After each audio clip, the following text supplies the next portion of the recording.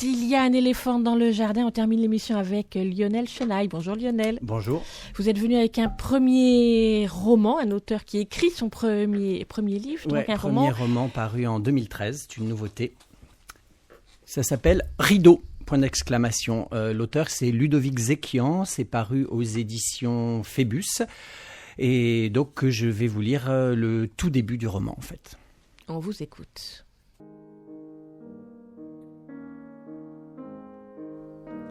Je suis de la race des fils de commerçants, de petits commerçants. Cette seule qualité suffit à me rendre suspect. A-t-on jamais vu boutiquier exprimer des velléités d'écrivain ? Déjà, je regrette l'emploi du terme écrivain. Je ne voudrais pas susciter leur colère. J'entre chez autrui par effraction. Enfant, je suis le fils du magasin vert. Combien de fois cette fichue expression a résonné ? Elle émane de mes professeurs comme des parents de mes camarades de classe.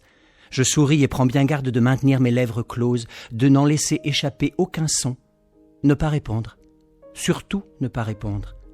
Je pressens que la moindre repartie, quelle qu'en soit la teneur, sera prétexte à moquerie. Alors je me tais. Défilent les clichés. Parce qu'on m'aime bien, les traits ne sont jamais bien méchants. Tout au plus souligne-t-il la supposée aisance, voire richesse de mes parents. Fils de petits commerçants. Imagerie populaire où le poujadisme le dispute à l'avidité.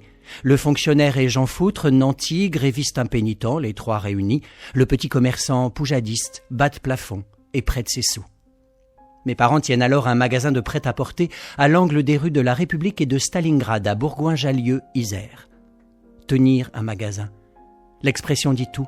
La force nécessaire, l'endurance et l'opiniâtreté. La fragilité du dispositif qui ne se suffit pas à lui-même. C'est un magasin d'angle, le rêve pour tout commerçant. Des vitrines sur 2 rues, 2 magasins en un. En devenir propriétaire des murs, fût-ce au prix d'efforts déraisonnables, est un solide gage pour la retraite.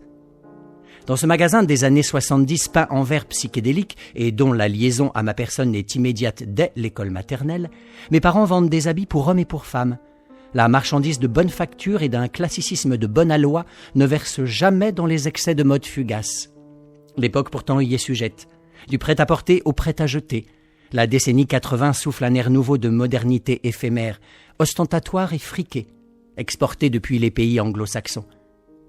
Contrairement aux roseaux de la fable, mes parents ont beau plier, ils manquent d'être rompus par le vent furieux d'une marche des affaires qui les jette, eux et leurs principes de naguère, dans la fosse commune du petit commerce.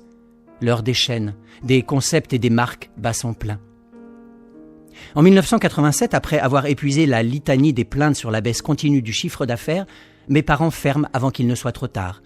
Tirer le rideau. Cette expression terrible qui résonnait pour d'autres, voilà qu'elle nous rattrape. Le magasin est cédé à un marchand de cuir et la famille déménage. Je quitte la ville qui m'a vu naître, dans laquelle je grandis, aime mes copains, et abandonne les portiques de robes et de corsages, de vestes et de pantalons, les étagères de pullovers, on ne dit pas chandail, et de t-shirts, au milieu desquels j'aime me lever. Sensation incomparable de douceur et de réconfort du contact avec les tissus et les textiles, leur odeur aussi. Le bouleversement consécutif à la cession de leur outil de travail par un couple de commerçants. L'échec qui ne dit pas son nom. Silence assourdissant. Les doutes sur leurs compétences et par ricochet et par écho sur l'estime qu'ils se portent. Vendre, ça ne nécessite aucune expertise, tout le monde peut le faire. Alors si tout le monde peut le faire, pourquoi échouons-nous ? Aigreur et incompréhension, tout cela tue, jamais entendu. Prégnant pourtant. Le masque de la respectabilité et de l'impassibilité toujours affiché. Le magasin ferme ? Eh bien, est-ce là une raison pour arrêter de travailler à l'école, de ranger ta chambre, de te brosser les dents, de dresser et desservir la table, d'être agréable avec ta mère ? Pour ma part, la transition s'effectue dans une sorte d'insouciance exaltée. Je perçois jusque dans mon être les grandes espérances de la nouvelle vie qui s'annonce. Le nouveau projet promet d'être plus aisé et plus de joie que celui que nous abandonnons. Ma mère n'affiche pas triste mine. L'idée était au coin de la rue, dans le va-et-vient continu d'un magasin voisin. Alors que la porte vitrée du sien, une porte avec une poignée en plastique du même verre criard que celui de la devanture, s'ouvre de moins en moins. C'est elle qui se décide à interroger la responsable de ce magasin à l'animation incessante sur les caractéristiques de son métier, les marges, la concurrence. Une étude de marché informelle, efficace et suffisante. À l'été 1987, le rideau tombe sur la tradition familiale transgérationnelle du vêtement. Un secteur inconnu, source combinée de fol espoir et de secrète angoisse, émerge, celui de l'écrit. Ma mère acquiert une maison de la presse.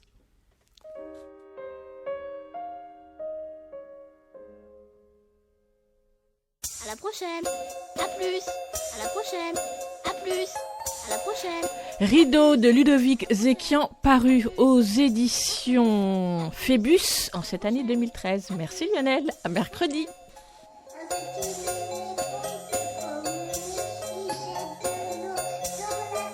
Rendez-vous mercredi prochain sur les 93.1 pour écoute. Il y a un éléphant dans le jardin et toutes les références